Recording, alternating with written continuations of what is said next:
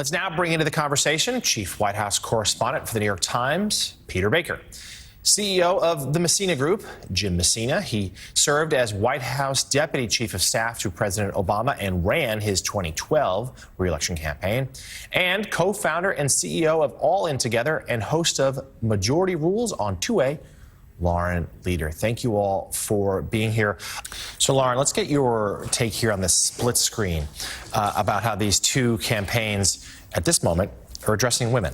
We just played in Hallie's piece there, Vice President Harris weighing in on the new restrictive abortion law in Iowa. She has, been a powerful voice on abortion health care rights throughout this campaign. And now we have JD Vance talking about childless cat ladies, which certainly would seem to be rather alienating. Talk to us about this moment and momentum. Yeah, I mean, the fact that everyone in America knows what a childless cat lady is now and has either, tweeted about it, socialed about it, talked to their friends about it, I think tells you something about the state of the race. I mean, it's such a disaster for Trump on so many levels. It's just sort of political malpractice because they didn't want to talk about abortion. They intentionally didn't talk about it at the RNC. It exposes sort of all of the concerns that led to Trump's consistent losses in, 17 and 18 and 20 and 22. I mean, women have come out against the Trump sort of doctrine very consistently since he was first elected in 2016. And so Vance, aside from the fact that it's just offensive to huge numbers of women, we've talked about that a lot here on the show, it's political malpractice. And I think that's why you saw Trump try to sort of distance himself from that with Laura Ingraham yesterday. I mean, they know it's just bad politics. This is the problem, I think, for Trump, is that he somehow thought he was going to, win in a landslide without ever expanding his coalition, without ever bringing new people into the tent. And instead, he's made the tent smaller and smaller, and narrower.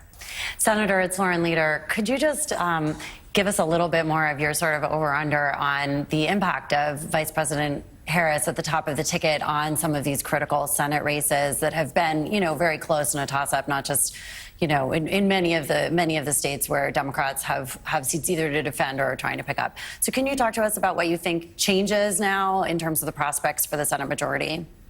Well, the prospects have gotten a whole lot brighter, there's no question. But already we were in a really good position because basically all of these U.S. Senate races are candidate versus candidate races. It's how we won last cycle. We defeated flawed and highly flawed Republican challengers to our Democratic incumbents and candidates. The same thing is happening this cycle. We've got strong incumbents running against these flawed opponents.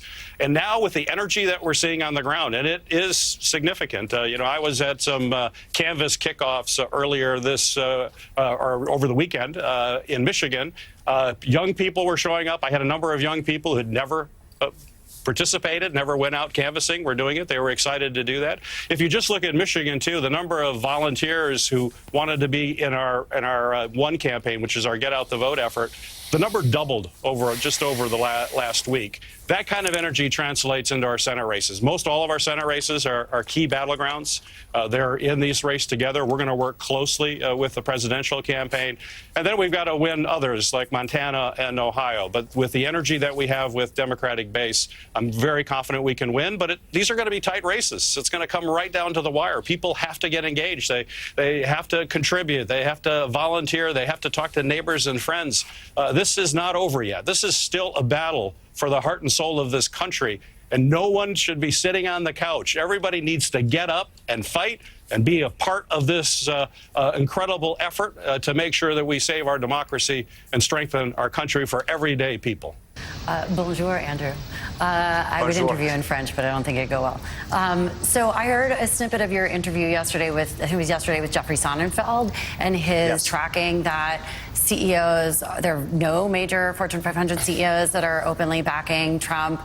Tell us a little bit more about that and what you think has changed, because it did feel like he was sort of pulling some of the Jamie Dimon, et cetera, some of certainly the finance CEOs kind of his way. What's changed, and what did you hear from Sonnenfeld about that? Well, look, I have to say, there has been the sense that somehow Jamie Dimon was going to come out and support former President Trump. I was never of that view, and I thought all the reporting around that, in truth, was inaccurate.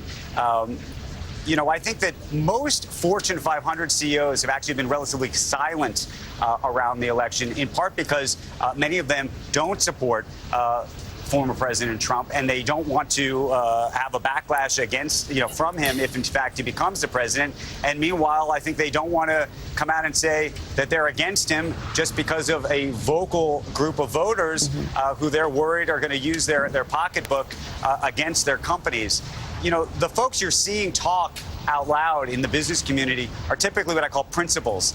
They're the folks who basically own their own companies, run their own companies, the venture capitalists that you're seeing in Silicon Valley, Peter Thiel and the like, Bill Ackman, who runs a big hedge fund in New York, who still appears to be voting for former President Trump. But I think in the CEO community, look, the CEO community hates uncertainty. By the way, I think this election now feels more uncertain. And in a very strange way, remember when I said there was a resignation that former President Trump may become the president, and they were sort of trying to grapple with that. And now there's a lot of uncertainty. They don't like that either. But I think on the other end of it, what comes next after the election, if President Trump becomes the president, that creates an even greater level of uncertainty in some ways than what they imagine from Harris, which they think is going to be closer to at least what we have now with the Biden administration. Of course, what they're doing, though, is trying to push Harris even more, as I said, to the center to the extent they can. Mayor, thanks for coming on so bright and early this morning. Everyone's watching Arizona to see which way it breaks because, of course, it's a must-win for both parties in terms of both the Senate race, but then also, of course, the presidential. What's your sense about sort of where the state is going, especially given the abortion referendum that will also be on the ballot this fall? What's your just gut from what you're hearing from people in your community about where Arizona is headed? I think Arizona is very much in play. I think you're likely to see Ruben Gallego, a Democrat, win the Senate seat. I think there are other Democrats that are going to do well here. As you mentioned, we do have a state constitutional amendment on abortion that's on the ballot that I think is going to draw that had twice as many signatures as was required, and it is going to pass comfortably in our state. But in the presidential race, Trump has been ahead by 5 or 10 points. So I think the change on the ticket, having the vice president assume the top of the ticket, I think that's brought a lot of energy nationwide, but also in Arizona. So I think that gap is closing every day. And Arizona is going to be very competitive, but it's going to be very close when it comes to the presidential race in Arizona. Lauren, is there anything you're watching for today that you would like to hear from Kamala Harris? Oh, well, I was going to say, overall, I think August is the month of the cat ladies strike back. I think that's what we're going to be watching. And look, she needs Georgia. She's got to bring them together, unite the party, turn people out. And I do think Georgia is going to be an example of this new enthusiasm, because about a month or so ago, the Biden team thought Georgia was slipping away. Now, very much back in play. Plus, Atlanta's hot today. If there's a big crowd, they want to be there. Yeah, 15,000 odd people expected. That does it for us this morning. Thanks to all of you for watching. We'll see you again here tomorrow morning at 6 a.m. Eastern. Jose Diaz-Balart picks up the coverage